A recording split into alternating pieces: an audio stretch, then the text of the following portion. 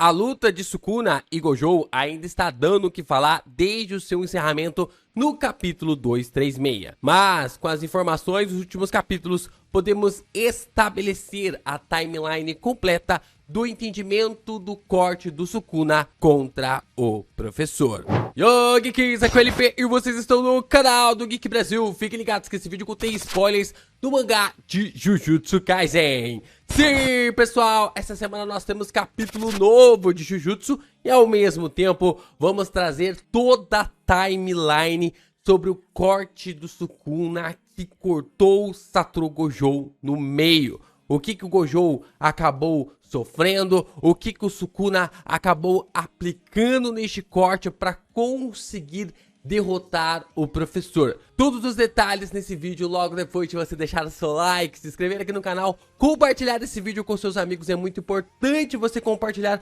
os nossos conteúdos por aí e, é claro, se inscrevendo e reagindo de qualquer forma aqui nesse vídeo. Seja através do seu like, se inscrevendo aqui no canal ou compartilhando, porque o YouTube assim entende que os nossos conteúdos são relevantes. E se você vai comprar os seus mangazinhos na Amazon, compre através dos nossos links na descrição. Isso acaba nos ajudando com aquela comissãozinha e acaba fortalecendo o Geek Brasil cada vez mais. Então, compre seus mangás, notebooks, tablets, monitores, dispositivos celulares através dos nossos links.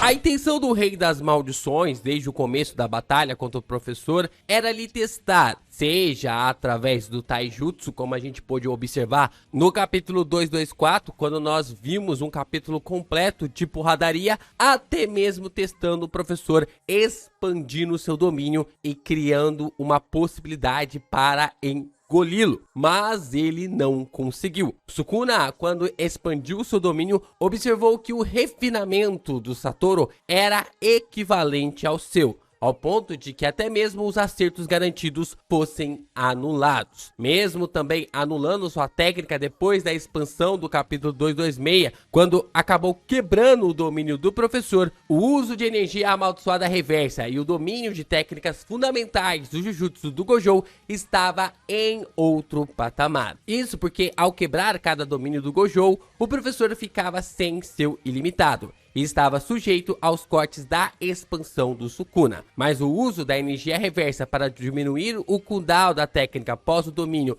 e a utilização de técnicas básicas como o domínio simples e o cair da pétala decadente salvaram o pescoço do professor, que passou a virar o jogo daí por diante. Tudo isso sendo levado ao máximo contra Satoru, Sukuna colocou uma armadilha na qual Mahoraga estava se adaptando ao ilimitado usando o corpo do Megumi para isso. Mas o rei não esperava era que seu cérebro entraria em colapso no mesmo instante que o do professor, como mostrado no capítulo 230. Nesse momento em diante, o Sukuna mudou seu plano. Ele não mais mataria o Gojo usando sua expansão de domínio. Ele precisava achar um corte para passar o infinito. Daí em diante, do capítulo 231 ao 232, são dois capítulos em que o Sukuna apanha de tudo quanto é jeito. Seu rosto é usado para limpar o chão, para limpar as mãos do Gojo, para limpar os prédios, as ruas da cidade. Sukuna é feito de gato e sapato. Até o vermelho e o Black Flash ele havia levado. Mas é claro que apanhar para esse sentido tinha-se um planejamento, porque o Sukuna precisava apanhar para que o Leme pudesse se adaptar ao ilimitado. É claro que ele não queria apanhar de propósito, mas não podendo utilizar os cortes, não podendo usar a sua técnica do fogo, ele só podia depender da adaptação do Mahoraga naquele momento. E nesta situação foi que o Gojo acerta um Black Flash no Sukuna. Só que também é neste momento que o Mahoraga surge no capítulo 232 para cortar o ilimitado do professor. O Shikigami então se adaptou ao infinito e o anulou, como vimos no capítulo 233, quando o Gojo é pego na água perfurante do Sukuna. E vemos até mesmo seu braço sangrando alguns quadros depois, mostrando que o Mahoraga havia mesmo anulado o infinito. Mas tem um problema. essa adaptação do Mahoraga não servia para o Sukuna. Ele mesmo fala isso no capítulo 236. O Sukuna diz que quando o Mahoraga se adaptou pela primeira vez à inviolabilidade do Gojo para negá-la e anulá-la,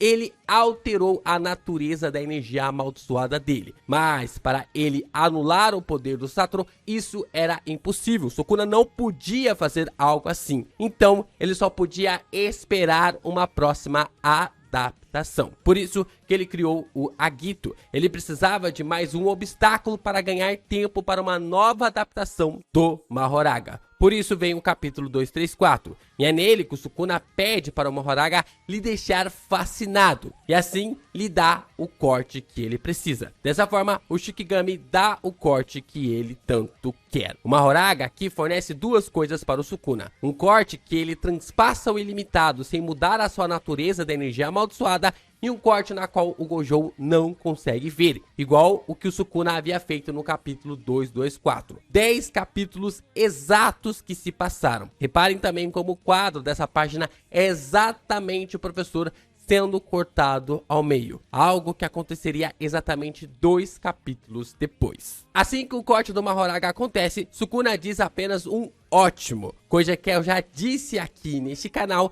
que deveria ter sido trocado para isso vai servir, porque para mim essa é a única parte criticável até o momento do corte do Sukuna. O isso vai servir serve tanto para gerar uma desconfiança para os leitores de que ainda existe algo vindo pelo Sukuna, como algo de que o Sukuna pode usar o Mahoraga para derrotar o professor. Então, poderia gerar uma ambiguidade que levantaria as nossas orelhas, mas ao mesmo tempo deixaria a gente surpreso quando o acontecimento fosse realizado, fosse mostrado para nós. Acho que faltou um cuidado do Gege no uso da palavra deste momento. É importante esconder o segredo, mas um bom mágico sabe esconder o seu truque de forma parcial. Gege escondeu o seu truque quase por completo ao escolher o ótimo em vez de isso vai servir. Porque quando você utiliza uma palavra, um termo certo, você cria pistas para que algo aconteça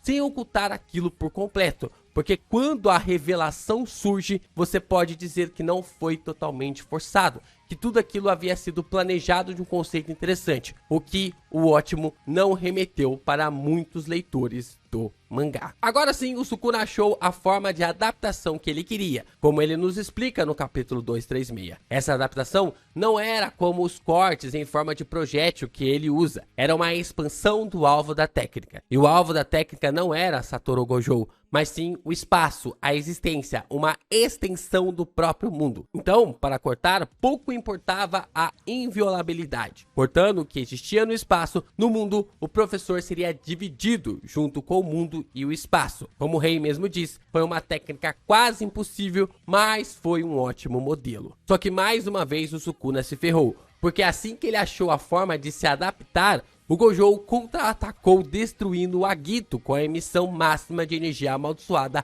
azul. Satoru não daria tempo para o Sukuna aplicar o corte que tinha aprendido e foi para cima do Sukuna ainda mais no capítulo 235. O capítulo 235 é o Gojo inteiro dando porrada no Sukuna sem parar. As 5 páginas iniciais é apenas do Sukuna apanhando e sentindo aflição. E tudo piora quando a gente se lembra que usar os cortes e as 10 sombras juntos era impossível. Como o Mahoraga estava sendo usado para o Sukuna para ele aprender o corte que rompe o mundo, o Sukuna não podia desfazer o Shikigami. E é claro que o Gojo não daria espaço para isso acontecer. Ele chamou o azul de volta e criou um vermelho para causar um ataque do roxo absurdo. Como vimos neste capítulo, destruindo completamente o Mahoraga e deixando o Sukuna aos frangalhos. Nesse tempo em que o Sukuna estava evitando o roxo e no final fracassando, ele teve sucesso em criar o corte que rompe o mundo, mas tinha um sério problema. Ele precisava dos 2 braços para executá-lo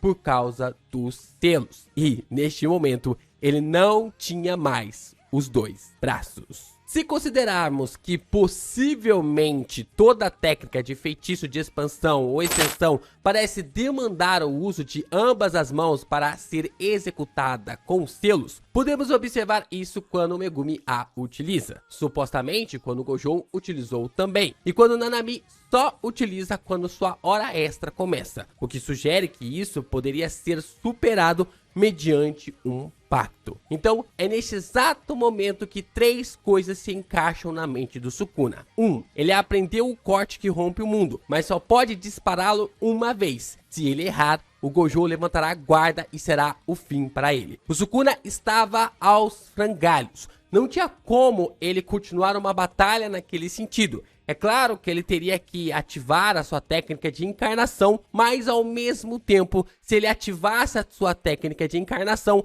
ele poderia perder a sua adaptação, já que supostamente se ele ativasse a técnica de encarnação, ele não teria mais contato com a alma do Megumi e por isso não poderia mais utilizar a técnica das 10 sombras. Da mesma forma como o Chozo não tem mais contato com a alma original do seu corpo, o Sukuna também não teria mais contato com a alma do Megumi, já que ele afundaria ela completamente e não conseguiria mais acessá-la, impedindo que pudesse usufruir da técnica das 10 sombras. O que poderia até ser uma ideia do porquê que ele não queria ativar a técnica da encarnação contra o professor. E toda essa ideia é reforçada na conversa do Chozo com o Itadori no capítulo 251. 2. O corte precisa ser executado sem sequer se mover, como ele fez contra o Kusakabe no capítulo 254. O Gojo, se ele vesse o Sukuna se movendo,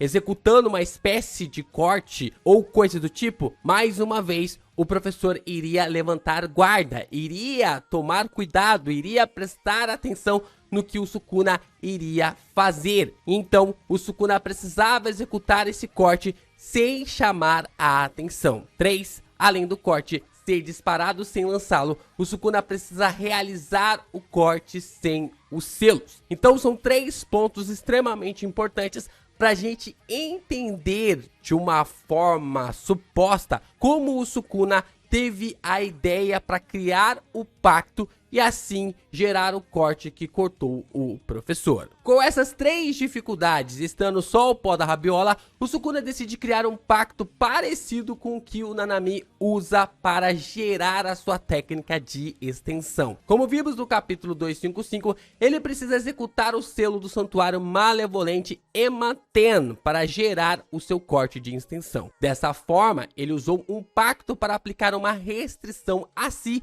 em futuro usos do corte, e toda vez que realizasse o corte que rompe o mundo, ele precisaria executar os selos de mãos de Ematen, entoar os cânticos Escama Dracônica, Repulsa e Díade de Meteoros, e assim executar o corte indicando a direção que ele deveria ser gerado. Então essas são as 3 características importantes que o Sukuna precisa fazer para gerar o corte que rompe o mundo. E como naquele momento ele só tinha uma mão disponível, é claro que o pacto acabou fazendo com que ele gerasse esse corte sem a forma de revelar para o Gojo de que ele iria executar a sua técnica. Porque, como eu já disse, se ele revelasse qualquer dica, qualquer ponto para o Gojo naquele momento que um corte viria na sua direção, acabou. Estava acabada a batalha para ele, porque ele provavelmente teria uma grande dificuldade para superar o Gojo no momento que ativasse a sua técnica de encarnação. E nesse sentido, o Sukuna aplica o corte usando apenas um dos seus braços. E para fechar o círculo quase perfeitamente, porque aqui é só uma ideia de uma teoria, como já disse aqui no vídeo, o Sukuna emitiu os seus cortes contra o Kusakabe no capítulo 254 e o mesmo nem sentiu a presença deles. Não sentiu nem mesmo o aumento da emissão de energia amaldiçoada antes do corte ser executado. O Kusakabe só reagiu aos cortes por causa da programação do seu domínio simples, de ter uma reação automática a tudo que lhe ataca quando invade o seu domínio. Por isso, ele se salvou dos cortes do Rei das Maldições. Com isso em mente, sem selos, sem cânticos, sem sinais, sem indicações, com o pacto e sem supostamente aumentar a emissão de energia amaldiçoada, o corte saiu do Sukuna entre o capítulo 235 e 236 e cortou o Gojo ao meio.